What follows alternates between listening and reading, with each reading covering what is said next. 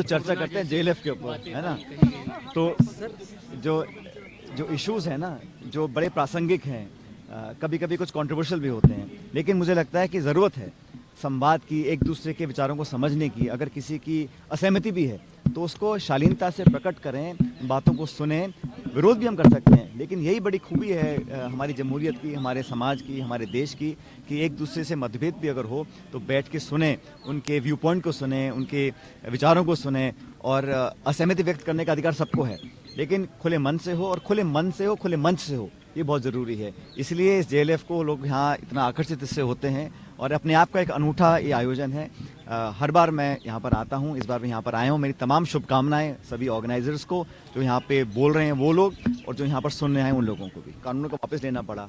उस समय कहा गया था कि हम किसानों की बेहतरी के लिए कुछ ऐसे नियम अधिकार उनके लिए बनाएंगे, लेकिन दुर्भाग्यवश अभी तक ऐसा कुछ किया नहीं है। तो हर किसान सम्मेलन में हमने प्रस्ताव पारित किया है कि देश के किसानों के प्रति अपनी प्रतिबद्धता को दिखाएं, और एमएसपी पर एक कानून बनाएं, ताकि जो खाद, बीज, डीजल, पेट्रोल, ट्रैक्टर, पेट्रोल, सब चीज़ के दाम बढ़ रहे हैं, लागत बढ़ रही है, खरीद हो नहीं रही। तो भारत सरकार को किसानों की बेहतरी के लिए, बजाय उसके खाते में 2-4 हज़ार रुपये ट्रांसफर करने के, उसकी फसल का उचित मुआवजा उसको मिले, फसल मंडी पे सही दाम पर खरीद लें।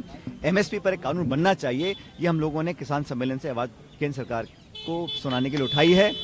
आज मेरा एक कार्यक्रम युवाओं के बीच है। कल मैं पाली जिले में था, जो आदिवासी क्षेत्र है, और हम लोगों ने ऐसे जगह कार्यक्रम किया जहां पिछले 33 सालों से कांग्रेस जीती नहीं है, जहां कांग्रेस बड़ी कमजोर थी। उस जिले में, बाली में, सादड़ी बाली में, हमने वहाँ किसानों को संगठित किया। वहाँ दलित समाज के और आदिवासी समाज के बहुत से लोग थे। सबको हमने प्रेरित किया कि जो राहुल जी की यात्रा निकली है, भारत जोड़ो यात्रा, जो 30 तारीख को समाप्त हो जाएगी, उस यात्रा के बाद हाथ से हाथ जोड़ो कार्यक्रम हम चला रहे हैं। उसमें कांग्रेस का संदेश जन जन तक पहुंचे, आखिरी पोलिंग बूथ तक पहुंचे।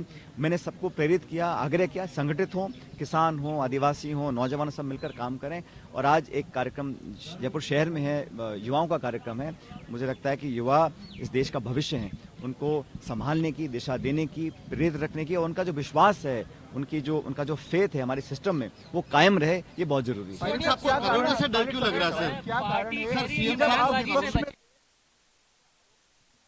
मौजूदा सरकार पे लगाए गए थे कांग्रेस के नेताओं की, लेकिन अब कोई कार्रवाई नहीं हो रही। कारण क्या लगता है? आपने कल ये बात पाली में भी कही थी, लेकिन इसके पीछे कारण क्या है? कार्रवाई क्यों नहीं हो रही? मैंने कहा था, जब हम सरकार में नहीं थे तो भाजपा सरकार एक भ्रष्ट सरकार थी। हमारी बात पर लोगों ने विश्वास किया था। हमने बड़े आरोप लगाए तथ्यों के साथ। हम दिल्ली तक गए थे।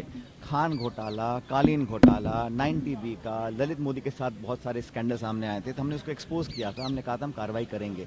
तो मैं उम्मीद करता था कि इन पिछले 3-4 सालों में हम कुछ ठोस कार्रवाई करते।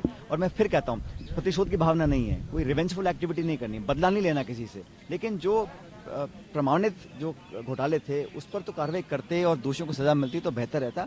अभी भी समय है साल भर का, मुझे लगता है उचित कार्रवाई होगी। और जो भ्रष्टाचार में लिप्त रहे, जिन पे आरोप लगे और हम सबने सामूहिक रूप से आरोप लगाए थे, उन पर कार्रवाई करने का समय आ गया।